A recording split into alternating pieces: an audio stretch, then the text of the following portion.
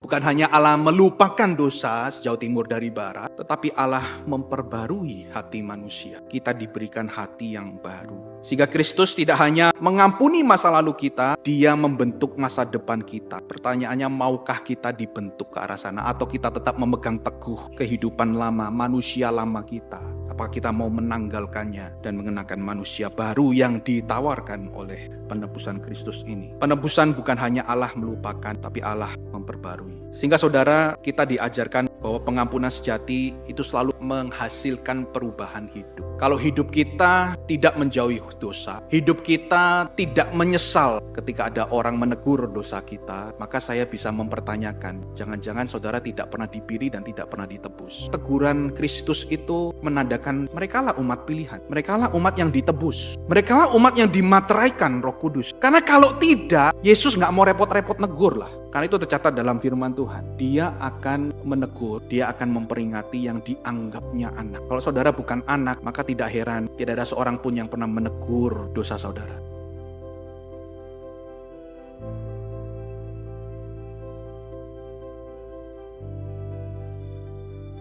Terima kasih ya Tuhan, hari di mana kami boleh berada di rumah Tuhan. Kami percaya bahwa anugerah Tuhan selalu mengawali hari-hari kami, dan terima kasih kalau setiaan Tuhan juga selalu baru setiap pagi. Bersama-sama kami ada di rumah Tuhan untuk kembali membaca dan merenungkan firman-Mu. Kiranya Allah Roh Kudus berkenan bersama-sama dengan kami menjaga hati, pikiran, fokus kami untuk boleh benar-benar belajar dan merefleksikan apa yang menjadi isi hati Tuhan yang ingin Tuhan sampaikan kepada setiap kami secara pribadi maupun kami secara komunal sebagai tubuh Kristus. Pakai hamba-Mu yang terbatas dan lemah menjadi alat di tangan Tuhan menyampaikan kebenaran-kebenaran firman Tuhan. Ini doa kami, demi nama Tuhan kami Yesus Kristus kami berdoa. Amin. Selamat pagi Bapak Ibu Saudara, Shalom dan selamat tahun baru bagi kita semua. Senang sekali kita bisa beribadah bersama-sama. Dan hari ini kita memasuki pembahasan yang pertama, eksposisi kitab Efesus. Mari kita membuka di pasal yang pertama, ayat ketiga hingga ayatnya yang ke-14.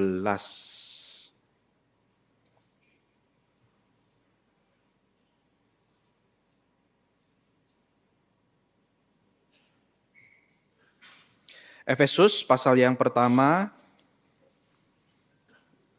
ayat 3 hingga ayatnya yang ke-14, saya akan membacakan untuk kita sekalian. Demikian bunyi firman Tuhan.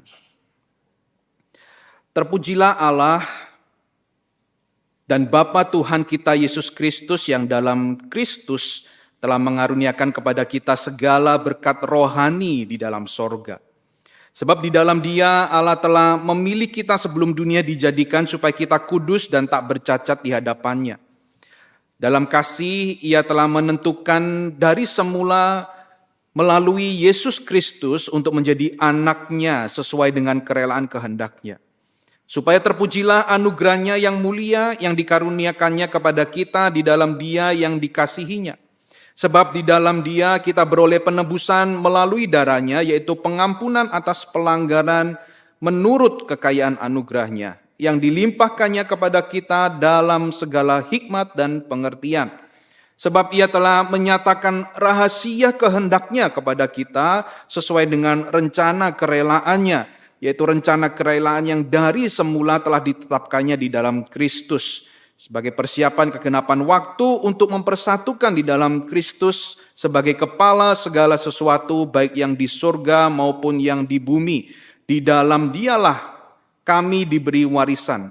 Kita yang dari semula sudah dipilihnya sesuai dengan maksud Allah yang mengerjakan segala sesuatu menurut keputusan kehendak-Nya, supaya kami yang sebelumnya telah menaruh harapan pada Kristus boleh menjadi puji-pujian bagi kemuliaan-Nya. Di dalam Dia kamu juga, karena kamu telah mendengar firman kebenaran, yaitu Injil keselamatanmu, di dalam Dia kamu juga ketika kamu percaya dimateraikan dengan Roh Kudus yang dijanjikannya itu.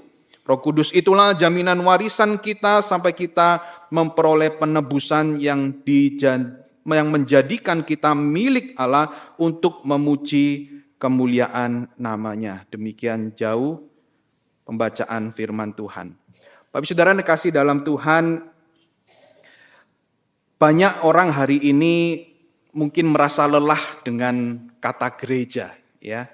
Bukan karena mereka tidak mengasihi Kristus, tetapi mungkin karena pengalaman mereka merasa terluka, mereka kecewa, atau bingung dengan realitas gereja. Sehingga ada orang yang mengatakan gereja itu terlalu sibuk dengan urusan internal. Gereja sudah tidak relevan dengan pergumulan hidup saya. Atau gereja kelihatannya rapuh, penuh konflik, seringkali gagal. Bahkan orang-orang Kristen yang setia pun bisa diam-diam bertanya, sebenarnya gereja ini apa sih? Ya. Mengapa Tuhan masih mau tetap memakai gereja yang penuh kelemahan seperti ini? Apakah gereja sungguh penting atau menjadi salah satu pilihan, opsi saja dalam kehidupan rohani? Saudara, perkataan atau pertanyaan itu saya pikir bukan tanda kurangnya iman, justru sebaliknya itu tanda bahwa tampaknya kita merindukan sesuatu yang lebih dalam, sesuatu yang lebih sejati. Gereja tidak cukup sampai di sini, harus ada yang lebih daripada sekedar yang kita rasakan atau kita alami hari ini. Masalahnya Bapak Saudara seringkali bukan karena kita mungkin terlalu kritis terhadap gereja, melainkan karena mungkin kita melihat gereja dari sudut pandang yang kurang tepat atau salah. Saudara, dalam ilmu fisika modern ada yang disebut sebagai fenomena black hole, ya. Saudara pernah tahu black hole, ya? Film Interstellar. Nah, ini juga ada menyangkut dengan black hole begitu ya. Jadi black hole ini seperti satu massa yang begitu padat dimampatkan dan punya gaya gravitasi luar biasa besar sehingga katanya bahkan cahaya pun tidak bisa terlihat karena terserap gravitasi. Dan menurut teori relativitas Einstein, ketika suatu massa punya gaya tarik gravitasi yang begitu kuat, maka ruang dan waktu di dalamnya itu pun jadi terdistorsi. Sehingga berdasarkan perhitungan fisika yang sangat rumit, ketika satu benda atau seseorang berada di bagian event horizon itu ya, jadi di bagian memang paling mendekati daripada black hole itu, maka orang tersebut akan mengalami pergerakan waktu yang lebih lambat dengan orang yang berada jauh daripada black hole. Jadi kira-kira kalau 1 menit di dalam black hole itu, maka di bumi itu bisa bertahun-tahun lamanya. Jadi ada perbedaan waktu sampai seperti itu karena gaya gravitasi yang begitu kuat menarik itu. Nah saudara, ini berarti dari satu sudut, satu tempat tertentu, ada satu realitas yang kita rasakan terjadi berbeda dengan yang dilihat atau dirasakan dari titik atau tempat yang berbeda. Dari satu sudut, sepertinya tidak ada perubahan apa-apa. Tapi di sudut yang lain, ternyata ada pergerakan yang begitu cepat. Nah saya pikir begitu pula dalam cara pandang kita melihat gereja. Ketika kita seringkali melihat gereja mungkin dari dekat, maksudnya dari luka, dari kegagalan, kekacauannya, kekecewaan kita. Dan kita bertanya, mengapa gereja seperti ini masih dipakai Tuhan? Tapi mungkin kita sedang melihatnya dari jarak yang salah. Ya. Sebaliknya dari ketinggian posisi atau kekekalan Allah, ketika Allah melihat gereja, dia ternyata tidak melihatnya sebagai sebuah institusi yang gagal.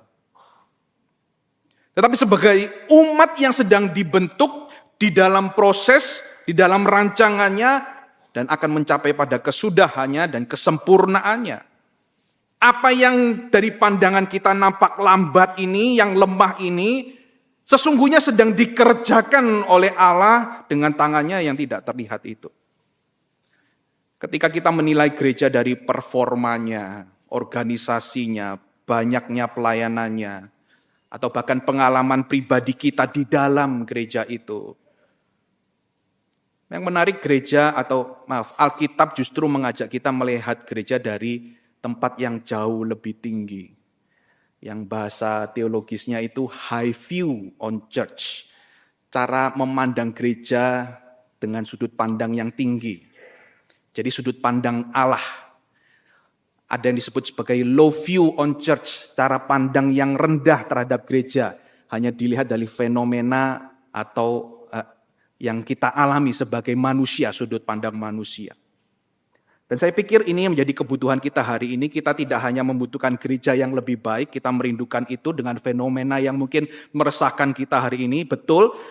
Tapi kita perlu seimbangkan juga, ada pemahaman yang benar tentang apa itu gereja dari sudut pandang Allah.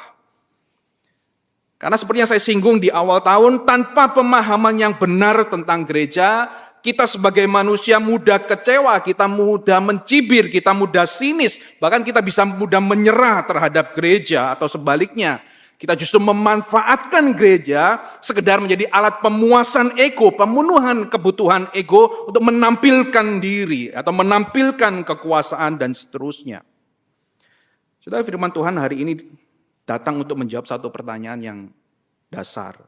Siapakah gereja menurut Allah? Dan Paulus dalam tulisan yang tadi kita baca tidak menjawabnya dengan program, dengan statistik, tetapi dengan puji-pujian kepada Allah. Dan bagi saya pujian Paulus ini sangat menarik ketika saya mempelajarinya lebih lanjut, Bapak Ibu Saudara. Paulus membingkai seluruh pengajaran di dalam kitab Efesus ini justru memulainya dengan satu pujian ini. Ada beberapa hal penting yang perlu menjadi perhatian. Yang pertama, Paulus ketika dia membukanya setelah salam di ayat 1-2 ya, tujuannya kepada jemaat di Efesus ya, dari Rasul Paulus, dan masuk ke pujian ini di ayat ketiga. Terpujilah Allah dan Bapa Tuhan kita Yesus Kristus. Dan diakhiri di ayat 14 itu adalah juga pujian untuk memuji kemuliaannya. Dan sebenarnya sepanjang struktur dari ayat 3 sampai 14 itu terkandung banyak pujian yang lain. Ada pujian yang lain saya sematkan di sana ya. Ayat 6, 12, dan 14. Supaya terpujilah kasih karunia-Nya. Supaya boleh menjadi puji-pujian bagi kemuliaannya. Untuk memuji kemuliaannya. Jadi seluruh pembahasan dari ayat 3 sampai 14 itu seperti satu yang disebut sebagai eulogi panjang. Eulogi itu dari bahasa Yunani eulogia atau terpujilah ya, blessed be the Lord gitu ya, memuji, memberkati Allah. Kenapa ini panjang? Yang lebih menarik adalah dari ayat 3 sampai 14 dalam bahasa aslinya dalam Yunani itu satu kalimat. Ya. Kalau dalam bahasa Indonesia sudah dibagi-bagi ya, ada titik, ada koma ya. Kalau dalam bahasa Yunani itu satu kalimat panjang terdiri dari 202 kata Yunani, itu kalimat terpanjang dalam teks Alkitab Perjanjian Baru. Jadi teks ini unik, teks ini luar biasa. Paulus dalam hikmat yang dipimpin oleh Allah Roh Kudus bisa menghasilkan kalimat pujian kepada Allah yang begitu kaya secara teologis, dan saya sekali lagi keterbatasan harus dengan sangat memilih dan memilah mana yang perlu saya dalami dan sampaikan kepada Bapak Ibu Saudara, saking kayanya sebenarnya teks ini. Ya. Alasan pujian, kenapa Paulus menaikkan pujian ini sangat jelas ya. Karena Kristus, di dalam Kristus kita menerima berkat-berkat rohani di dalam surga. Ya, jadi tidak tanggung-tanggung. Pujian Paulus tidak lahir dari perasaannya tentang Tuhan, tetapi dari tindakan Allah yang memberkati secara nyata. Dan pujian ini memiliki tujuan akhir, yaitu memuliakan nama Allah sesuai dengan pujian-pujian yang ada di bagian-bagian teks ini. Dan yang menarik berikutnya adalah dia banyak sekali menggunakan kata dalam Kristus atau referensi yang lain dalam Dia. Dan di dalam satu kalimat ini saja Paulus menggunakan kata di dalam Kristus itu atau yang merujuk pada Kristus itu 11 kali. Dan sepanjang surat Efesus itu ada 36 kali sebenarnya Paulus pakai kata di dalam Kristus. Satu penekanan yang penting bahwa inilah Doktrin union in Christ. Kita dipersatukan di dalam Kristus, di dalam karyanya. Ini penting sekali. Semua berkat-berkat rohani hanya bisa kita dapatkan kalau kita ada di dalam Kristus.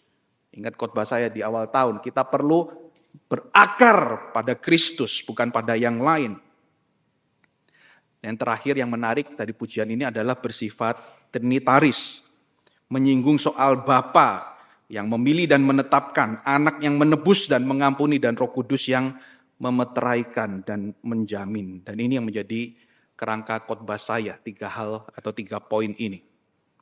Jadi Bapak Saudara, semua ini menunjukkan bahwa gereja bukan sebuah kebetulan, gereja bukan rencana darurat, dan gereja bukan hasil otak-atik umat manusia.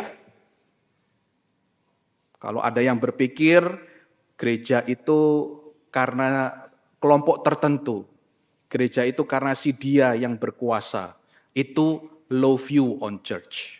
Seolah-olah orang, oknum tertentu atau kelompok tertentu yang menguasai gereja dan menjalankan gereja itu. Tapi high view on church, cara pandang gereja yang lebih tinggi adalah Allah yang berdaulat. Gereja adalah umat yang dipilih Bapa, ditebus oleh Anak, dan dimeteraikan oleh Roh Kudus. Nah saudara, kita perlu mungkin sedikit pengantar daripada kitab surat Efesus ini. Kita lihat dulu seperti apa sih kota Efesus pada waktu itu. Kota Efesus adalah kota yang strategis, punya budaya yang berkembang maju, salah satu kota terbesar di zamannya. Ada teolog mengatakan antara kota yang keempat atau kelima yang terbesar pada zamannya. Di sana ada di ujung atas itu ada kuil Artemis Diana, itu ya, ada amfiteater yang kelihatan seperti tempat menonton itu ya. Kemudian ada perpustakaan-perpustakaan di situ. Ini salah satu beberapa peninggalan arkeologinya masih ada sampai sekarang. Kalau sempat ke sana, saya belum pernah ya. Jadi saya cuma lihat dari YouTube saja atau Google gitu ya. Ini reruntuhan kuil Dewi Artemis atau Dewi Diana, tempat para pelacur bakti melakukan tugasnya. Jadi di sana mereka menyembah penyembahan berhala begitu kental, okultisme juga magic mereka lakukan di sana, dan mereka menjual ornamen-ornamen patung ya dari dewa-dewinya. Dan itu yang menjalankan perekonomian kota ini justru penyembahan dan pelacuran bakti di kuil ini. Itu begitu besar. Ya, tinggi kolomnya itu bisa sampai 20-an meter, ada 127 kolom katanya, dan itu terbuat dari marmer, ya, dan dihiasi dengan emas, gading, batu mulia, dan seterusnya. Dan di kota ini juga Bapak Ibu Saudara, ada satu pemahaman atau yang dipercaya pada waktu itu, kaisar itu juru selamat dunia. Jadi ketika Paulus melihat bahwa Injil terbuka di sana, dia masuk ke sana dan melayani 6 bulan, kemudian dia masuk di sinagog, dia masuk di kelas-kelas untuk mengajar gitu setiap hari, sampai 3 tahun lamanya di sana. Itu bukan perkara yang mudah. Karena banyak sekali pertentangan-pertentangan yang Paulus alami, ada air mata, ada ancaman nyawa. Kalau saudara baca Kisah Para Rasul 19, di sana sedikit banyak menggambarkan dalam pelayanan Paulus ya, tentang ada Demetrius, tukang perak itu merasa dirugikan karena pelayanan Paulus mengurangi orang-orang yang dulunya membeli barang-barang yang dia buat ya untuk penyembahan berhala, sekarang kurang laku karena banyak orang ternyata percaya kepada Injil. Dan terjadi keributan besar, dan sampai harus dilerai, ada penengah, bersyukur itu bisa mereda, kerumunan itu nggak jadi begitu membludak. Dan karena itu, mungkin salah satu alasan kenapa Paulus akhirnya meninggalkan kota Efesus dan melanjutkan perjalanan misinya. Jadi gereja Efesus lahir di tengah konflik Bapak Ibu Saudara. Nah di tengah-tengah situasi yang seperti itu, jemaat Efesus bisa bertanya sebenarnya, apakah kami sungguh berada dalam kehendak Allah? Mengapa mengikut Kristus begitu sulit sekali? Banyak tekanan secara sosial. Ada pertanyaan, apakah Allah masih menyertai kami sebagai umat yang ditebus? Dan justru pada jemaat yang seperti inilah Paulus menulis Efesus pasal 1. Terpujilah Allah Bapa di dalam Yesus Kristus. Jadi Paulus tidak memulai dengan nasihat praktis, strategi, enggak. Tapi tentang fondasi, identitas mereka di dalam Kristus. Mereka perlu diyakinkan bahwa mereka aman di dalam rencana Allah. Dan gereja ini ada bukan karena situasinya mendukung, bukan karena kekuatan manusianya, tapi karena Allah sendiri yang menghendaki gereja itu ada, jemaat Efesus ada sejak kekekalan. Dan untuk kita sekarang, hal yang sama bisa dikatakan, gereja Gemim Kristus Manado ada karena Tuhan menghendakinya ada. This is high view on church. Bukan manusia yang mendirikan, tapi Allah yang mendirikan. Saudara, jika gereja di Efesus yang kecil, yang tertekan dan dikelilingi kuasa gelap bisa tetap berdiri karena Allah telah memilihnya, maka kita pun perlu mendengar kebenaran yang sama hari ini. Yang pertama, Bapak Saudara, Paulus memuji Allah karena alasan yang pertama, gereja itu dipilih oleh Bapa. Sebab di dalam Dia Allah telah memilih kita sebelum dunia dijadikan supaya kita kudus dan tak bercacat di hadapannya. Dalam kasih Ia telah menentukan kita dari semula oleh Yesus Kristus untuk menjadi anaknya.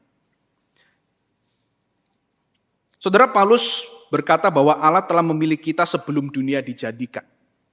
Kata memilih di sini menggunakan tensa aorist middle. Maksudnya apa? Aorist itu menyatakan tindakan yang sudah lampau pernah terjadi dan itu sebagai satu keseluruhan. Bukan fokusnya pada proses atau hasil akhirnya, tapi itu tuntas secara keseluruhan. Dan dalam konteks ini, memilih atau telah dipilih ini adalah tindakan yang sudah terjadi pada satu masa titik waktu di masa lampau, yaitu sebelum dunia dijadikan. Dan ini menyatakan bahwa pemilihan Allah adalah tindakan definitif, tindakan yang tuntas, tindakan Allah yang berdaulat atas gereja.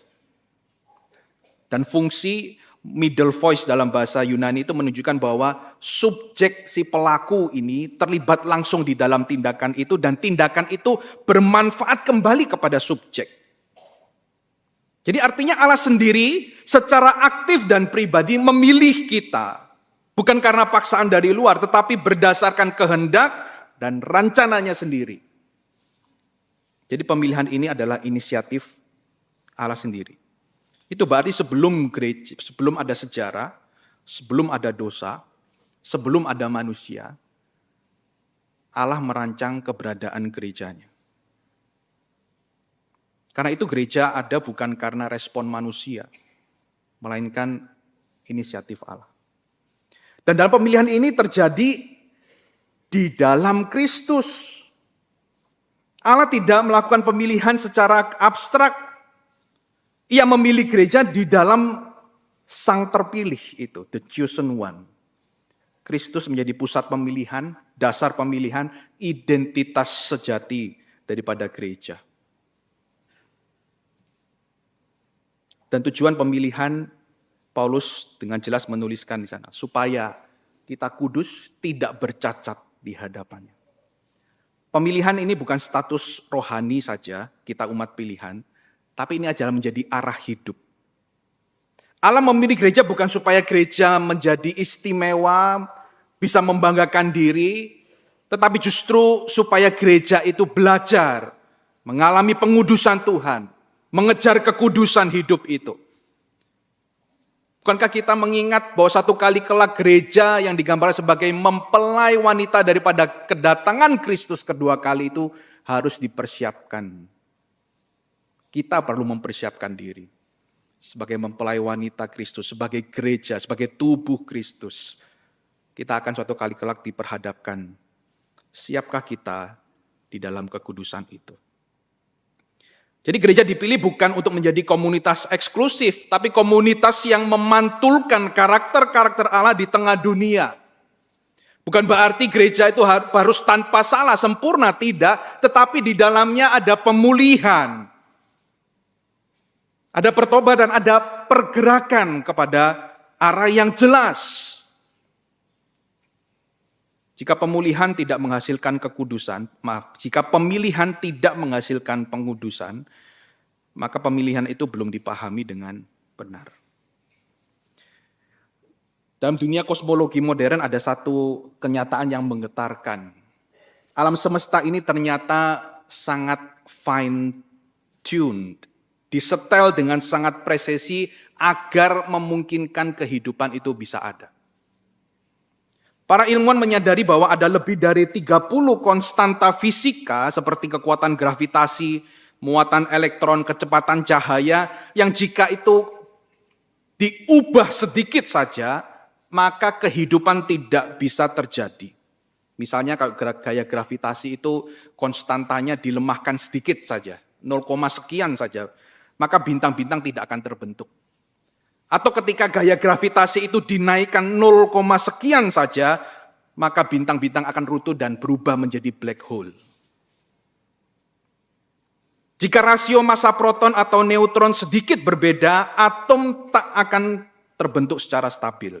Ini yang mengerti, saya nggak mengerti, hanya research dan begitu katanya gitu ya. Semua ini membuat banyak ilmuwan kagum dan bertanya mengapa alam semesta begitu presisi dalam konstanta-konstanta ini sehingga memungkinkan kehidupan itu bisa ada.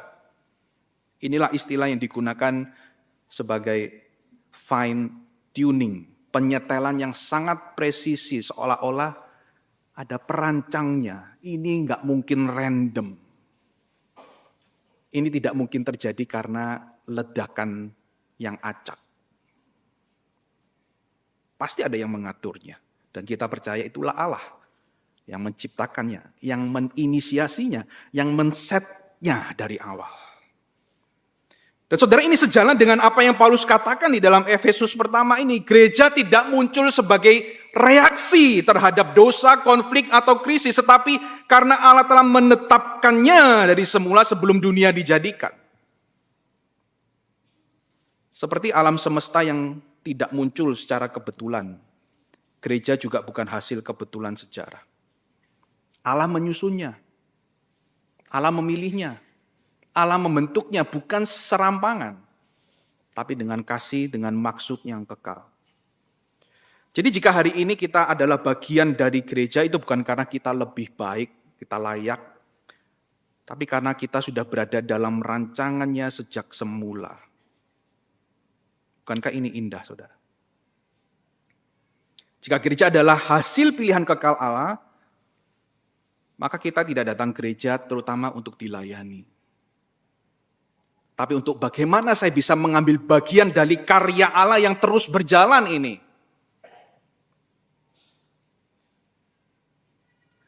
Kalau kita memahami ini, maka jemaat Tuhan kita akan berhenti memperlakukan gereja seperti produk rohani.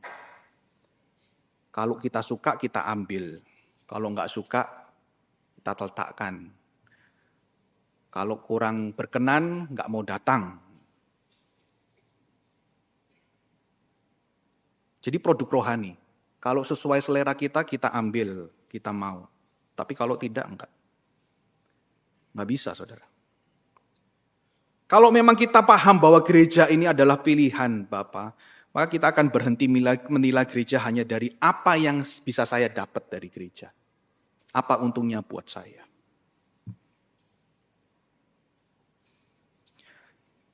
Jika kita sadar bahwa kita dipilih oleh Allah untuk menjadi bagian dari gereja Tuhan, apakah kita masih datang dengan sikap yang menuntut? Atau sikap yang bersyukur, setia, dan ingin terlibat? Jadinya pemberian diri.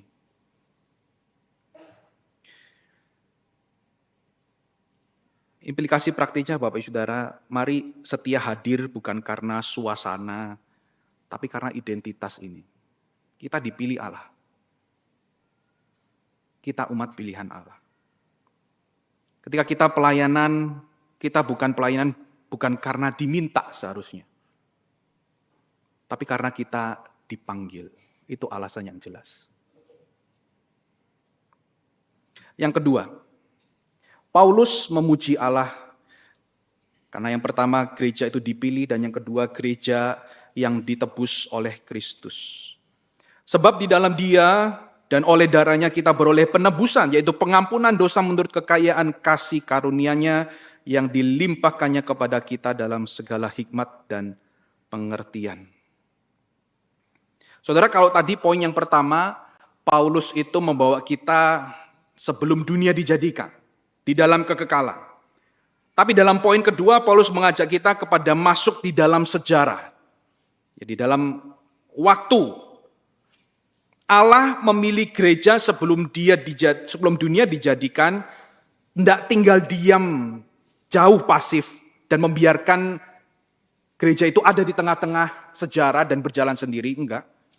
Tetapi dia masuk ke dalam dunia, dan dia membayar harga bagi umatnya, bagi tubuhnya, bagi mempelai wanitanya. Dia persiapkan dan dia rela mati untuk mempelai wanitanya kelak.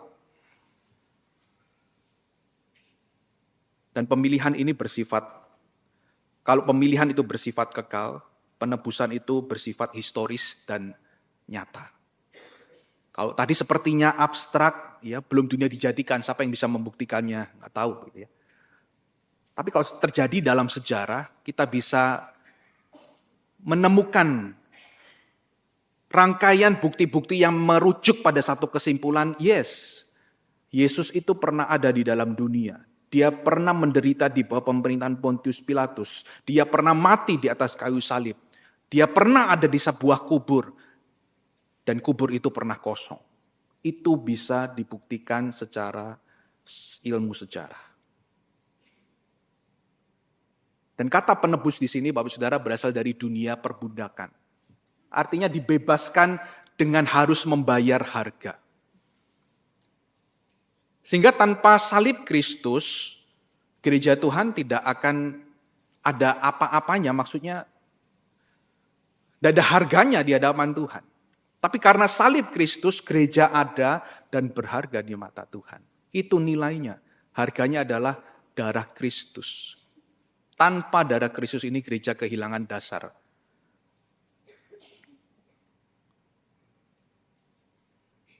Dan tidak cukup sampai di situ, Paulus juga membawa skop atau ruang lingkup dari penebusan ini. Ternyata gereja dibawa dalam rencana kosmik Allah. Di sana dikatakan untuk mempersatukan di dalam Kristus sebagai kepala segala sesuatu yang di bumi maupun yang di surga.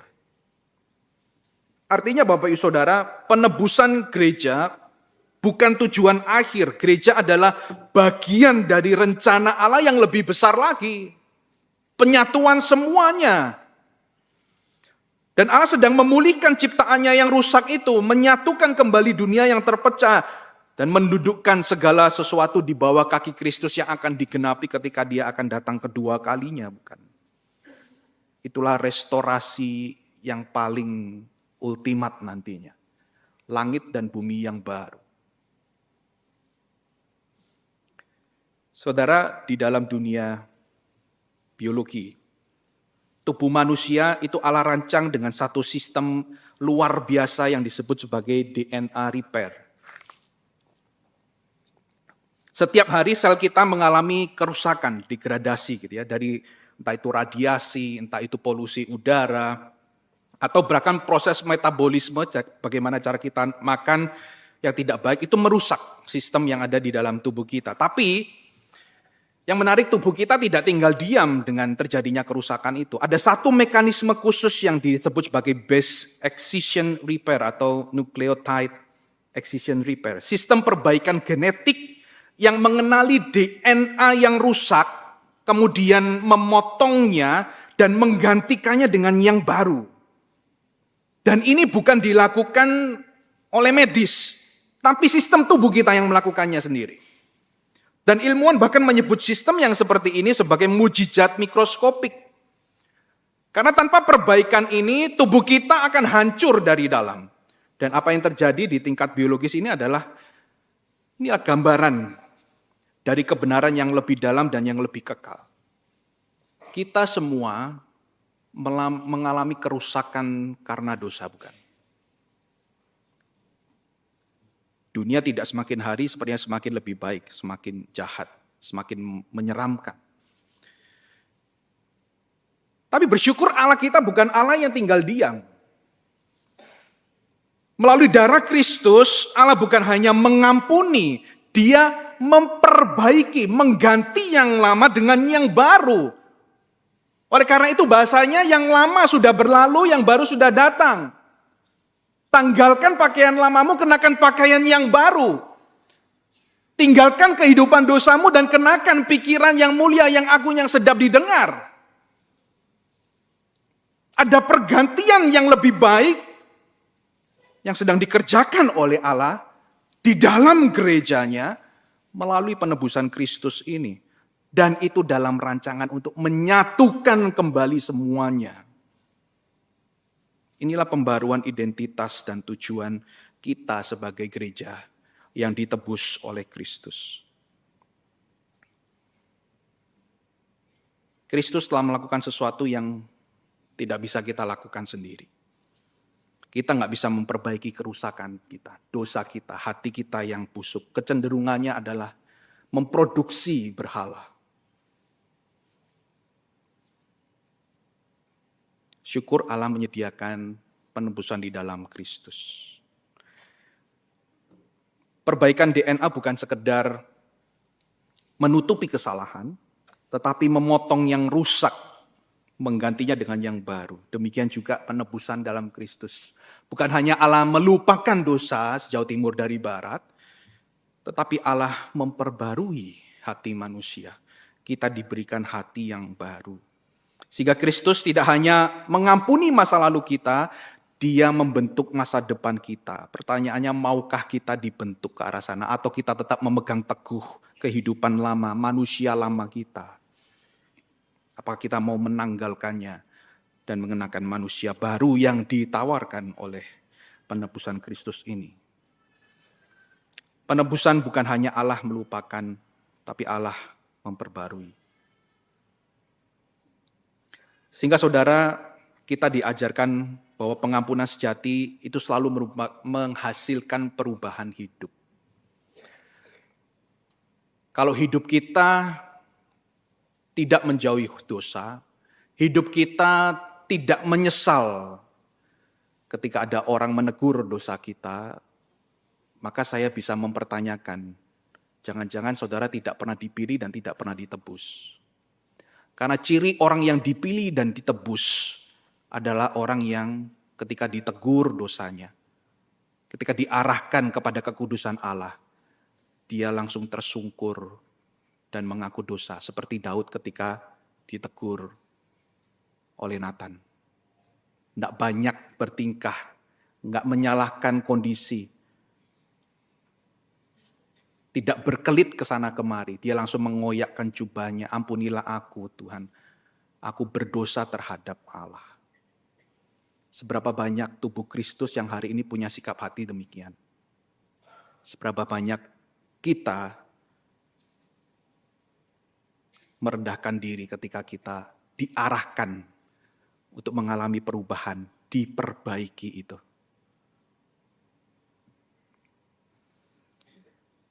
Itulah yang kita lihat di dalam penebusan Kristus. Gereja yang ditebus tidak dibiarkan dengan ketidakpastian. Perbaikan-perbaikan yang dilakukan, proses pengudusan itu, tebusan Kristus, itu sampai kapan? Inilah poin yang ketiga yang perlu ada. Allah yang memilih dan menebus gerejanya adalah juga Allah yang memeteraikan gerejanya dengan Roh Kudus. Paulus mengatakan di dalam Dia kamu juga ketika kamu percaya dimeteraikan dengan Roh Kudus yang dijanjikannya itu, dan Roh Kudus itu adalah jaminan bagian kita sampai kita memperoleh seluruhnya. Saudara, dimateraikan dalam dunia Alkitab itu memiliki makna yang jelas ya. Mungkin sampai hari ini. Itu tanda kepemilikan, itu tanda keaslian, itu tanda keamanan, perlindungan. Seperti cap lilin itu ya, stempel lilin dulu kalau undangan-undangan kerajaan itu ada cap kerajaan ya. lilin.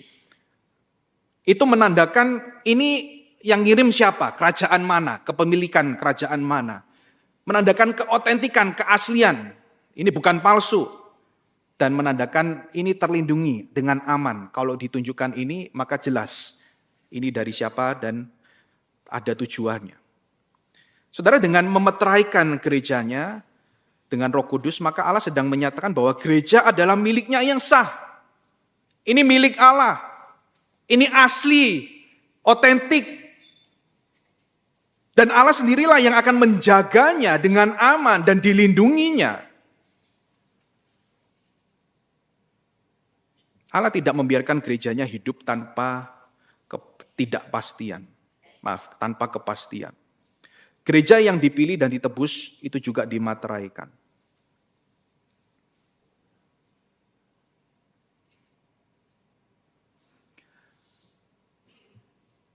Yang kedua, Bapak Ibu Saudara, Roh Kudus di sini dikatakan oleh Paulus sebagai jaminan.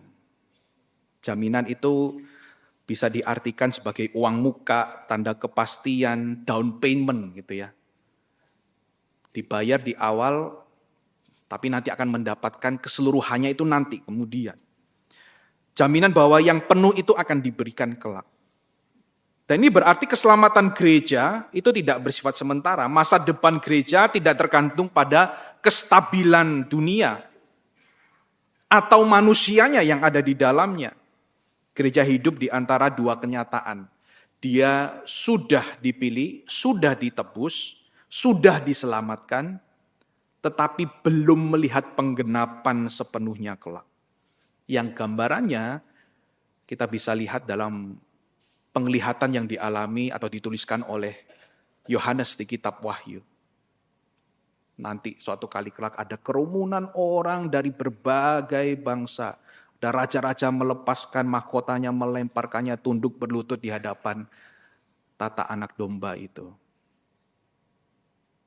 Itu gambaran kepenuhannya nanti kelak. Roh Kudus adalah jaminan dan bukti nyata bahwa Allah akan menyelesaikan karya keselamatan yang telah dimulainya, Bapak Ibu Saudara. Saudara, dunia internasional mengakui bahwa salah satu paspor yang paling dihormati dan paling aman adalah paspor milik negara Jepang. Kenapa? Karena paspor ini bukan hanya simbol perjalanan, tetapi ini juga dilengkapi dengan teknologi keamanan tingkat tinggi. Katanya paspor Jepang ini punya seperti tanda tertentu yang hanya bisa terlihat kalau menggunakan cahaya tertentu juga.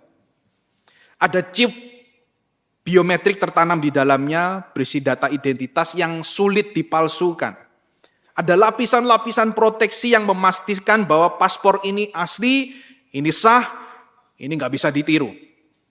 Dan tanpa paspor itu, kita tidak bisa melewati perbatasan. Tapi dengan paspor itu, kita tidak hanya diizinkan masuk, kita diakui secara resmi sebagai warga negara yang sah. Kalau kita warga negara Jepang, ya. Dan inilah yang Paulus katakan ketika dia berkata, kamu tuh dimateraikan Roh Kudus. Roh Kudus yang dijanjikan itu nggak bisa dipalsukan. Itu asli.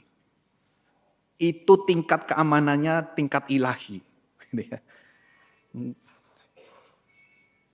Jadi Roh Kudus bukan sekedar pengalaman rohani atau perasaan nyaman. Itu adalah materai ilahi, tanda resmi dari surga, kerajaan surga bahwa kita milik Allah. Kita dipilih, kata Paulus, untuk menjadi anak Allah.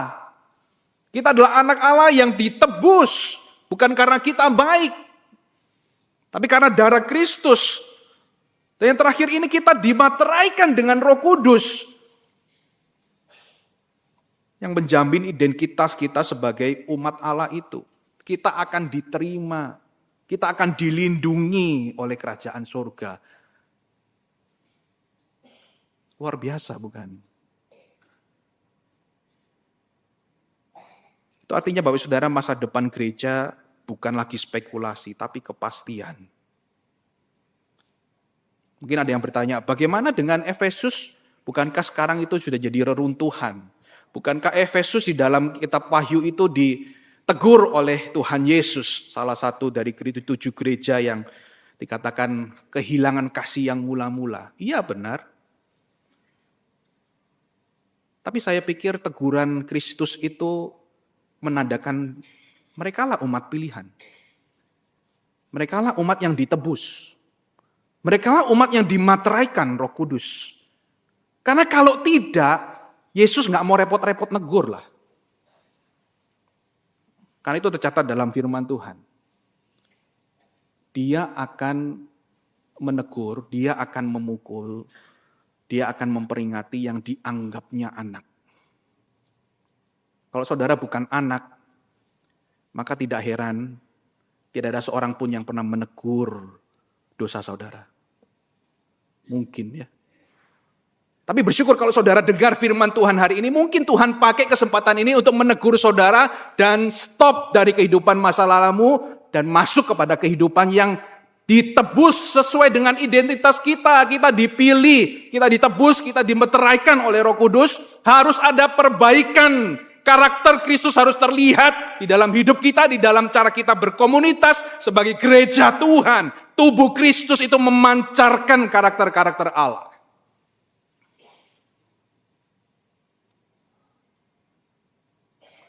Dan itu tandanya Allah masih bekerja. Allah belum selesai. Dan Allah sedang membawa gereja Tuhan menuju kepenuhannya kelak. Saudara, karena Roh Kudus memeteraikan gereja, kita tidak memandang gereja dari keterbatasannya hari ini.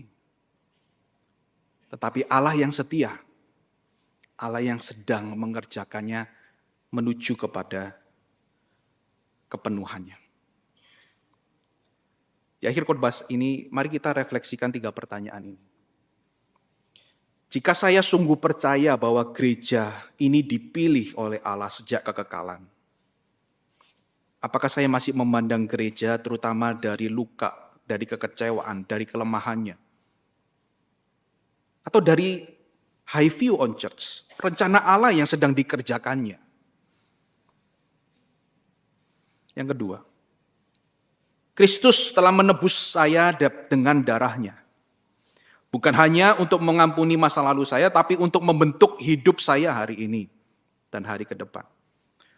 Pertanyaannya, bagian hidup apa yang masih saya tahan untuk tidak mau diperbarui oleh penebusan itu? Mari evaluasi. Mari jadikan itu resolusi di awal tahun ini. Mari perbaiki. Mari temukan komunitas-komunitas yang bisa akuntabilitas. Saya terbuka dengan Bapak Ibu Saudara yang bergumul dengan dosa pornografi. Mari bersama-sama dengan saya. Saya akan membantu saudara sebagai rekan sesama tubuh Kristus memerangi dosa itu.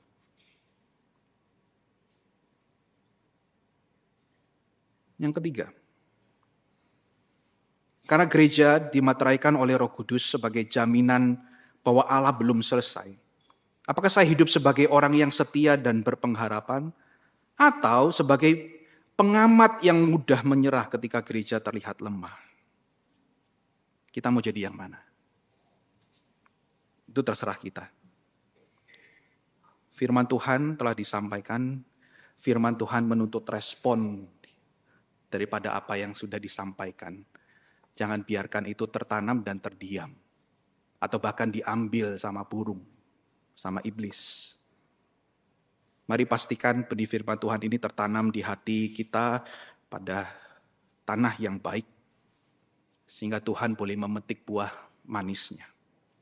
Gereja sejati dipilih oleh Bapa, ditebus oleh Anak, dan dimeteraikan oleh Roh Kudus. Gereja bukan kebetulan sejarah, bukan produk budaya, bukan hasil kecerdikan atau permainan manusia. Tidak ditentukan oleh majelis atau pendetanya. Enggak. Gereja adalah karya kekal Allah Tritunggal, hidup untuk satu tujuan. Dan puji-pujian bagi kemuliaan nama Allah. Mari kita berdoa.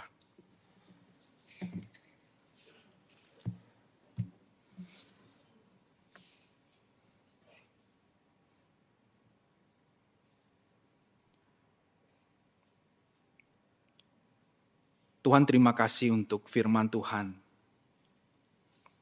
Terima kasih kalau Engkau adalah Allah yang merancang, men-setting segala sesuatu sebelum dunia dijadikan. Engkau telah memilih umat Tuhan. Terima kasih kalau di dalam sejarah Engkau menebus gerejamu dengan mati di atas kayu salib melalui Yesus Kristus. Terima kasih ada jaminan, kepastian, materai daripada Allah Roh Kudus. Sehingga gereja Tuhan dapat beroperasi sesuai dengan rancangan Tuhan yang baik dan agung, yang terus mempersatukan yang di bumi maupun di surga di dalam pemerintahan Kristus kelak nanti. Ajar kami lebih bersemangat lagi untuk bisa berpartisipasi dari karya agungmu ini. Jangan biarkan kami berbangku tangan, berdiam diri, atau bahkan tertinggal. Tegurlah mereka yang ada anak-anakmu, panggillah mereka kembali pulang, sambutlah mereka dan perbaiki, karena Engkau menebus dan mengampuni dosa. Terpujilah nama Tuhan. Demi nama Tuhan kami Yesus Kristus kami berdoa. Amin.